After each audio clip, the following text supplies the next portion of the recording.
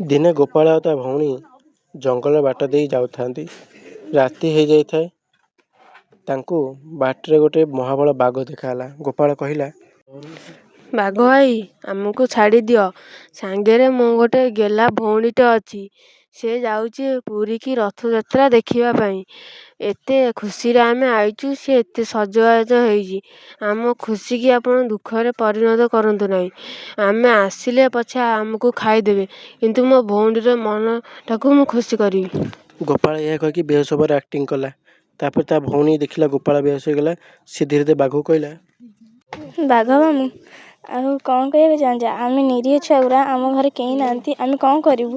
ଆଉ ଆମେ ଭାଇ ଭଉଣୀ ଦୁଇଟାଙ୍କ, ଆଉ ମୋ ଭାଇ ବେହୋସ ହେଇଗଲାଣି, ମୁଁ ତାକୁ ନେଇକି ଯାଏ। ଆମେ ଆସିଲେ ତମେ ଆମକୁ ଖାଇଦେବ। ପ୍ରଭୁ, ହେ ବାଘ ମାମୁଁ, ଆମକୁ ଛାଡ଼ି ଦିଅ।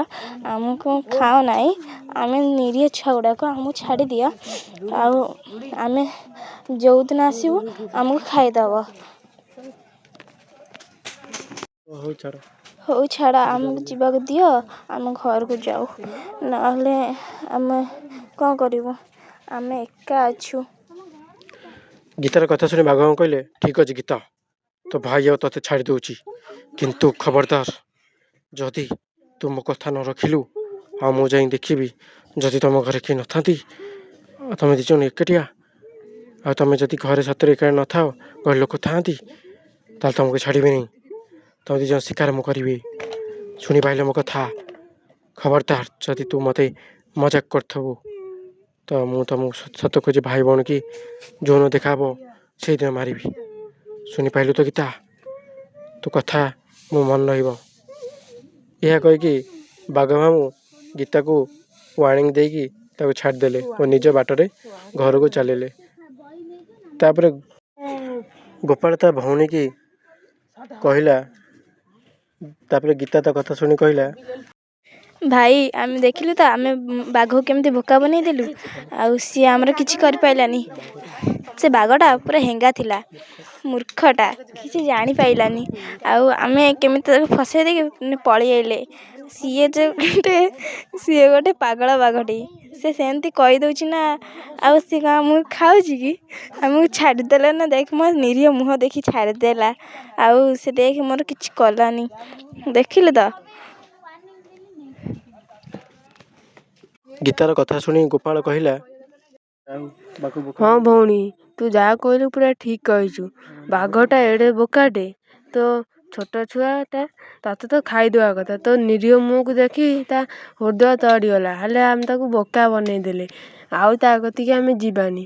ସେ ଆମ ଘରକୁ ଆସିଲେ ତାକୁ ଆମେ ଦୁଇ ଜଣ ମିଶିକି ପାନେ ଦେବା। ବାଘ ଆସୁ, ଯଦି ଆମେ ତାକୁ ନ ମାରିପାରିଲେ ତାକୁ ଭଲସେ ପାଣିରେ ଦେବା। ବାଘ ତାଙ୍କ କଥା ଶୁଣିକି ଆସିଗଲା ଗୋପାଳ ଗୀତାକୁ। ସେ କହିଲା, ଆରେ ଗୋପାଳ ଆଉ ଗୀତା, ତମେ ଭାବୁଛ ମୁଁ କିଛି ଜାଣିନି ନାହିଁ? ମୁଁ ତମ ପିଛା କରି କରି ଆସୁଥିଲି। ତମ ସବୁ କଥା ମୁଁ ଜାଣିଗଲି। ତମେ କିପରି ମୋତେ ବୋକା ବନେଇଲ, କିନ୍ତୁ ଆଉ ନୁହଁ, ମୁଁ ତମ ସବୁ ରାଜ ଜାଣିଗଲି। ଏବେ ତମ ଦୁଇ ଜଣଙ୍କୁ ମୁଁ ମାରିବି। ତମେ ଦୁଇ ଜଣ ମୋ କତିରୁ ଆଉ ବଞ୍ଚିକି ଯାଇପାରିବନି। ଖବରଦାର, ଯଦି ମୋ ପରି ବାଘକୁ ଆଉ କେବେ ବୋକା ବନେଇଛ, ମୁଁ ଭଲ ଲୋକ ନୁହେଁ, ଭଲ ବାଘ ନୁହେଁ। ଏବେ ତମେ ଯିବ କୁଆଡ଼େ? ତମକୁ ବଞ୍ଚେଇବ କିଏ?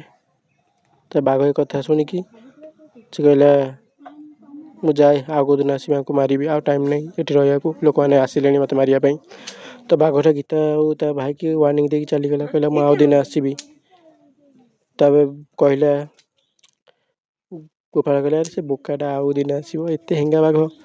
ସାଙ୍ଗମାନେ, ଯଦି ଭିଡ଼ିଓଟା ତୁମମାନେ ଭଲ ଲାଗିଥିବ, ତେବେ ଚ୍ୟାନେଲକୁ ଟିକେ ସାଙ୍ଗମାନଙ୍କ ସହିତ ସେୟାର କରିଦେବ। ଆଉ ଗୋପାଳ କେତେ ଚାଲାକ ଦେଖୁଛ ତ, ସେୟାର କରି ସବସ୍କ୍ରାଇବ୍ କରିବ।